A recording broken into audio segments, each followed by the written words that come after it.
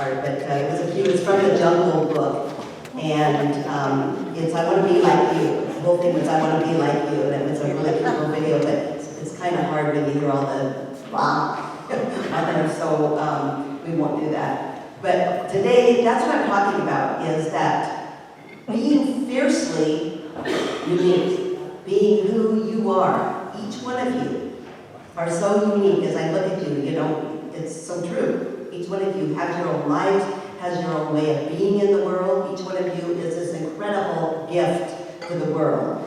And that's what I kind of want to get across today, that you are the only one in the world that can give you. Does that make sense? You can only give you. So our whole journey is about polishing our heart up, about strengthening our souls up, and giving ourselves to the world, knowing who we are, and then giving it back to the world in what you do. See, I hope you got something from all the readings today. Stacy, I love the reading when she said, since the beginning of time, ever, there's been nobody like you. And from Judy's reading, I love the African song is, or the African tribe that really exists, and it's true. They sing them their song, and each one of you have a song. You were born with a song, and it's in many, many cultures that you will see this. And Robert said, we all have journeys to travel and contributions to make and one-of-a-kind purposes to fulfill. And that's true of each and every one of you. You know, we are so blessed, and it's so rare that you are even here on this earth right now, in this precious life that you're in. It's so special, and we take it for granted. And not only is it special, but it's a huge responsibility. You came here for a reason. You came here for a reason. To take that unique self, polish the heart, and then share it with the world. Sometimes it's easier just to follow the crowd, like they're on the video. That's what it was about, following the crowd.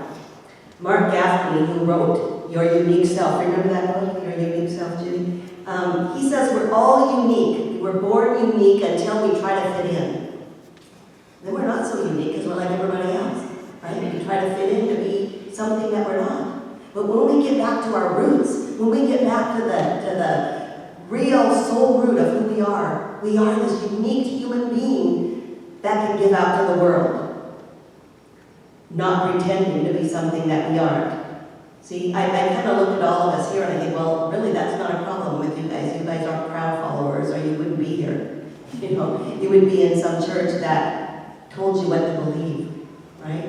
Here, you don't have to believe anything. We say it every week. You just have to do nothing other than be. Be. And when you let go of everything, you know who you are. When you let go of that crazy monkey mind of ours, you know the truth of who you are. You know, you get to decide what God is. You get to decide what your purpose is and who you are.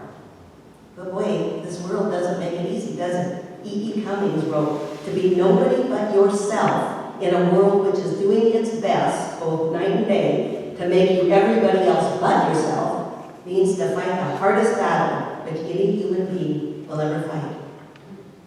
I believe that's to be the truth. You know, I see it in my kids. You know, I see it. You know, we struggle to fit in. I think Brene Brown says we hustle for our worthiness. We hustle for our worthiness. Staying real is one of the most courageous battles that we'll ever fight. What's that mean, you know? What's it mean? It doesn't mean that we hold on to just our beliefs and our ideas that we have. That's not what being real means. It means that we live and move and have our being in this field of God, in this field of authenticity. See, you are authentic when you know that unique God self in you. That's what authenticity is. It's using and moving and sharing your being with others while knowing your unique self. I love, see what this reminds you of. This is what Mark Gaffney says. It is the fullest flowering of your humanity and the blooming of your divinity. Kind of sounds like our mission, doesn't it? That's what being unique, that's what being authentic is about. The fullest flowering of of your humanity. That means being the best human that you could ever be. And blooming into your divine, blooming into the God within you, and then using that out in the world with what you do. That's what I'm talking about today. You know, it sounds just like the Common Ground Mission is something that we talk about each week. And if we don't realize that this lifetime, right, this gift that we had to give this lifetime, uniquely you will be lost forever. And this world won't have the gift of you. That's huge. That's just huge. You know, too often we don't recognize this self because we're so busy pretending to be somebody else, you know. And what I know is that this road to realization, this road to knowing our unique self is hard. It's hard. It's rough along the way. It's a bumpy road. You know, we might think along the way that we've taken these wrong turns. You know, I could have done this better. I could have done this better. I should have just started and I would be there by now. The truth is that we're just on a journey. We're just on a journey. And we have to realize that our unique self is always with us, always there, guiding us. You know, we had to travel the road that we traveled. So if you look back and you go, wow, I shouldn't have done that, it's not true. I was talking to my daughters the other day, and I was kind of talking about this rough journey that my two girls and I had after their dad left us. And I thought of all the dumb things I did, all of the wrong turns I took. I made some poor choices. And I look back and I realized that it brought me to this wonderful moment, right now, right here, in my life. And you can look at your life too and know that the wrong turns, the things that you've done that you think were dumb along the way, and the bad things that happened, were really so. They brought you to the realization of knowing the truth of who you are. And here's what I know is along this painful journey that some great things happened. My daughter said to me, Mom, it wasn't such a painful journey. She said, some of those days were the best days of my life. And so we have to look back and say, you know, it's not true. It wasn't all painful. There was stuff that happened along the way that many people were touched. So there's a story that is in the Jewish text, and it fits so well. It's about a man who is a happy guy, and he's carrying these 2 buckets through the town. And he gets them from the well, and he carries both buckets, and he walks down the same street every day, in and out, to his customers. He performs his routine with the happiest joy ever. And he's bursting out in song one day, and then he hears something. And he looks down, and it's one of his buckets crying. And the bucket says to him, how can you sing? Don't you know that I'm a bum bucket? That I am for many years been leaking? Look at your perfect other bucket. He doesn't leak. You should make kindling out of me. What good is that? What good is a bucket that leaks? And the man looked at him and he said, I'll tell you how good a bucket is that leaks. So he points out the path that they had walked together for years. And it's filled with yellow daisies and red strawberries and luscious greens. The other side is gravel and dirt. All of those beauties, the beauty is because you leaked, right? You made your mark because you leaked. You made this town beautiful because you leaked.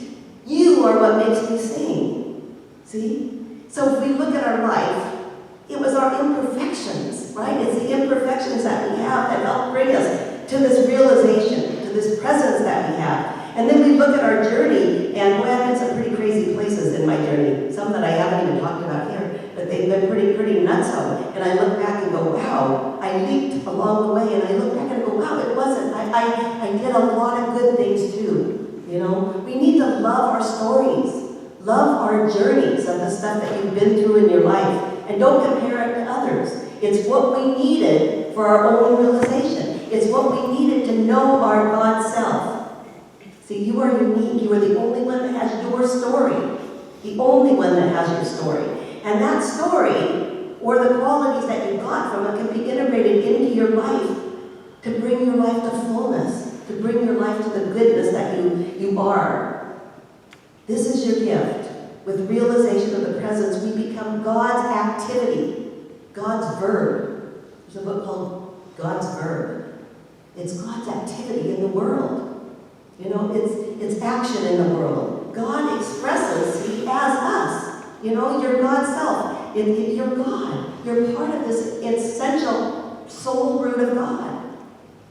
And when you express that in the world, that's your gift. But you can only do it uniquely as you. And I've seen you do it uniquely as you. And I love it. I love seeing you in action. I love seeing you know you're God and knowing the other is God. Just think, sitting right next to you is God. Sitting right next to you is God. There's a story I'm going to end with that is about a little boy and an elderly woman. And this little boy was so fascinated by the tales of God, and he was so determined that he was going to meet God. He knew it would be a long trip, so he packed his bag, and he packed some cookies and some tea, and he started out on his journey. He walked around the block, and he stopped when he saw this beautiful park. And then he saw a bench, and on the bench was an elderly lady. She was just sitting there on the bench and watching the pigeons. He opened his bag, he took out some cookies, and he poured some tea. And then when he was about to take a sip, he noticed that the lady looked hungry. He then offered her some cookies and a cup of tea, and she gratefully accepted and smiled at him. The boy was delighted, and they just sat there all afternoon smiling and eating and laughing. As the day went down, the boy decided that it was time to go home. So he got up to leave, but before he took a few more steps, he turned around. And he ran back to the old woman, and he gave her this big, big hug. And she gave him the biggest smile that he'd ever seen. So the boy gets home and he enters his house with a huge smile on his face. Surprised by the look of joy on his face, the mother said, "What did you do today that made you so happy?" And he replied, "I had lunch with God today." But before his mother could respond, he added, "And she has got the most beautiful smile that I've ever seen." Meanwhile, the old woman entered her radiant home with joy. Her son was astonished by her joy and her peace on this mother's face. "Mother, what made you so happy today?" And she replied, "I ate cookies and teas in the park with God today." But before her son could give her a reply, she added, "You know, he's much younger than I expected." Where will you encounter God today? That's what I ask you to take in. Where will you see God today? And I ask you, where will you give your God self today? You know, where will somebody find God in you today? And so it is. Amen.